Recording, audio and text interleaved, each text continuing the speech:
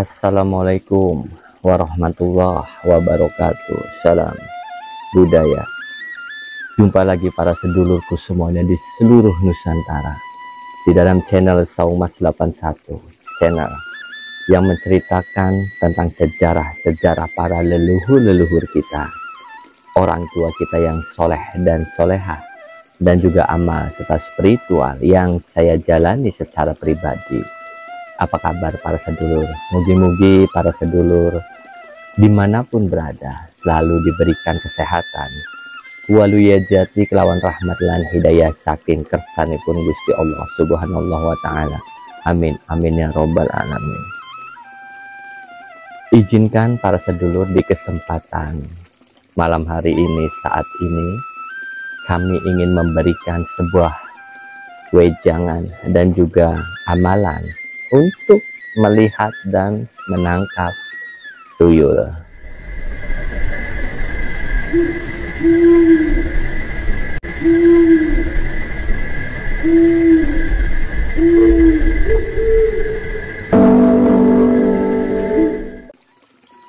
Minal aidin wal faidin, mohon maaf lahir dan batin bagi para sedulur-sedulur di seluruh Nusantara.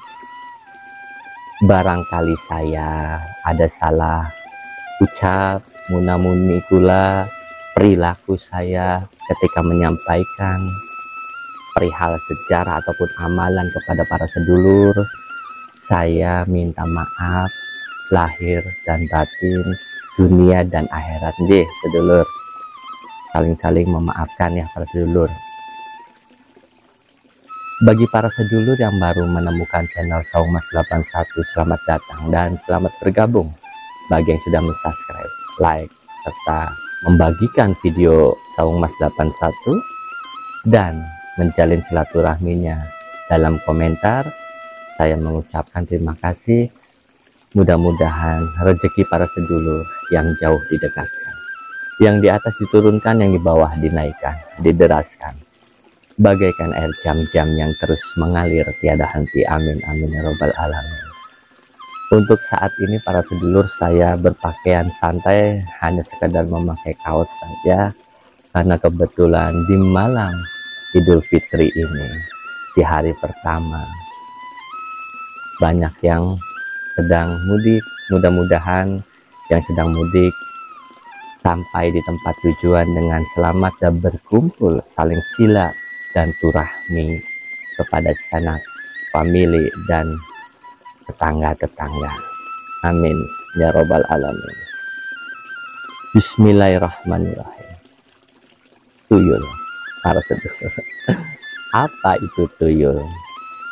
Tuyul adalah makhluk mitologis dalam kepercayaan di Indonesia Nusantara ini, yang digambarkan sebagai sosok makhluk kecil atau seperti anak kecil yang berkepala botak, tidak berambut, dan seringkali tuyul juga dianggap sebagai manusia mini para sedulur. Peran tuyul itu sendiri adalah untuk mengambil uang atau harta benda milik orang lain sesuai dengan arahan majikan atau tuannya.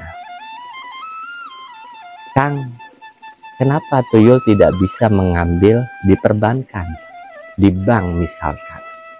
Kan ada yang berkata seperti itu kepada diri saya. Simple para sedulur, bukan karena sistem, bukan karena sesuatu kode-kode di dalam perbankan itu yang memakai lapis berlapis-lapis keamanan, bukan seperti itu. Sesuai dengan obrolan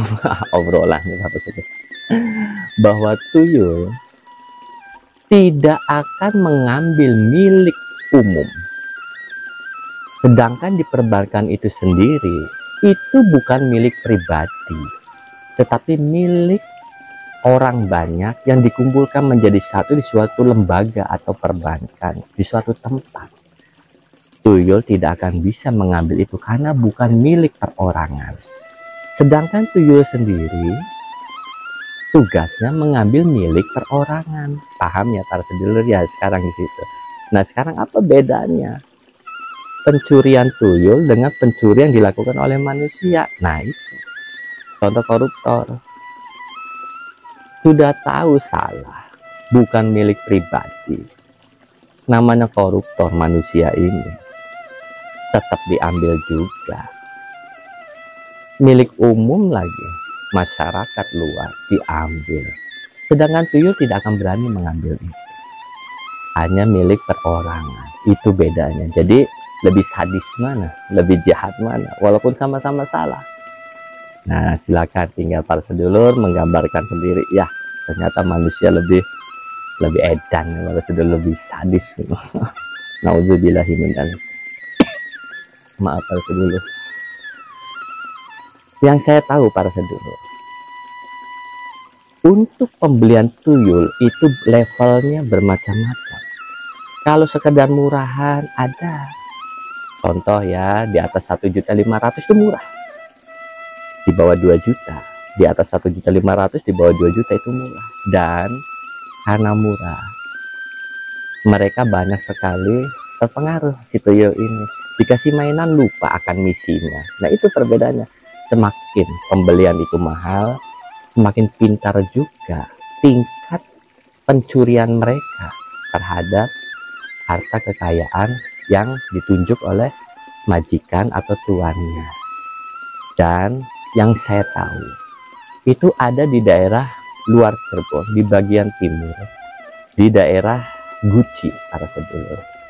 Tapi saya tidak bisa menggambarkan itu semua, siapa yang bisa itunya atau siapa tidak. Hanya daerahnya saja yang saya tahu ya, daerah Guci. Izinkan saya bercerita tentang tuyul para sedulur. Ketika saya masih STM, SMA ya para sedulur, saya bersama teman-teman, kurang lebih 4 orang. Waktu itu ingin menangkap tuyul dengan cara masih klasik, yaitu yang pertama menyiapkan baskom, dikasih air, dikasih pecut, dikasih cermin, dan juga ada kepiting Cina atau yuyu. Nah, orang Cirebon bilangnya yuyu Cina ya, kepiting Cina. Nah, itu permainan yang biasa dimainkan oleh tuyul. Jadi pada saat itu kita ngumpet di suatu kayak gubuk, kayak rumah. Kita bergantian untuk melihat si baskom yang sudah diisi yang tadi. Apakah ada tuyul apa tidak gitu. Ketika itu benar, para sedulur. Cuman tuyulnya tidak bisa terlihat oleh kita. Yang anehnya, kepitingnya itu tiba-tiba loncat ke atas, seperti ada yang mengambil dan diterbangkan. Terus capitnya itu hilang satu dan dicari-cari nggak ada. Jadi capitnya ada yang mengambil ya, kalau nggak salah ya tuyul itu. Cuma nggak bisa dilihat oleh kita. Ya para sedulur, itu pengalaman saya. Nah Kang, bagaimana Kang biar kita bisa melihat dan menangkap tuyul itu? Mangga silakan para sedulur bisa menyaksikannya tata caranya melalui video yang sudah saya siapkan untuk para sedulur semuanya. Mangga, bismillahirrahmanirrahim. Menangkap tuyul merupakan sebuah ilmu spesialis karena mengamalkannya harus setiap malam. Amalkan doa ini. Fatakuluna matahazal fa'du in kumtum sodikin. Dibaca 333 kali. Cara menggunakannya dapat dilakukan pada malam atau siang hari.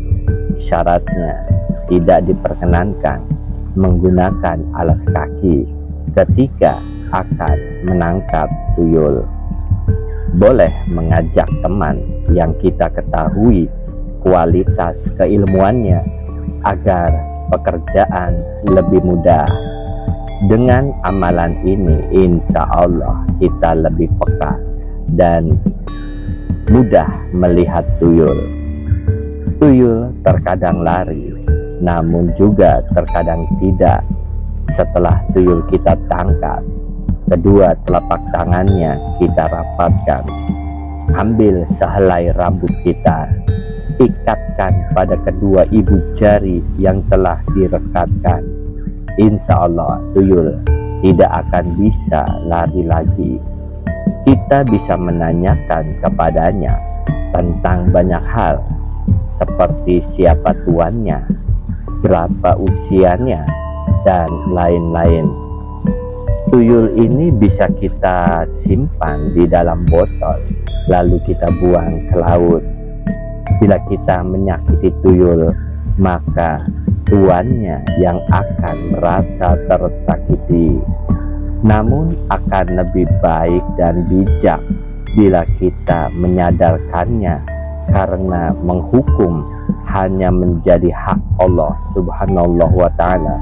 Orang lain belum tentu bisa melihat tuyul yang telah kita tangkap. Alhamdulillah sudah kita saksikan tadi ya para sedulur, tata caranya cukup mudah. Tinggal para sedulur istiqomah untuk melaksanakan wiridnya setiap malam. Kang, bagaimana caranya agar uang aman tidak diambil oleh tuyul? Ada juga pertanyaan seperti itu banyak kepada diri saya. Saya waktu itu hanya sekedar memakai staples dicetak. Saya kebalikannya orang zaman dulu digulung, dikasih karet, atau cuma sekedar diamplopin, atau dimasukkan ke brankas, atau yang lainnya. Tapi cobalah di staples. Insya Allah sesuai dengan yang pernah orang melakukan ini, di staples uangnya jadi aman. Walaupun kita juga tetap harus berdoa kepada Gusti Allah, a'udzubillahi minasyaitonirrajim, agar terhindar dari perbuatan-perbuatan godaan-godaan setan melalui peranan manusia itu sendiri untuk mengganggu harta kita. Mudah-mudahan para sedulur ada manfaat dan berkah. Mohon maaf para sedulur di pertemuan kita saat ini. Tula pamit. Selamat Idul Fitri. Assalamualaikum warahmatullahi wabarakatuh. Salam budaya.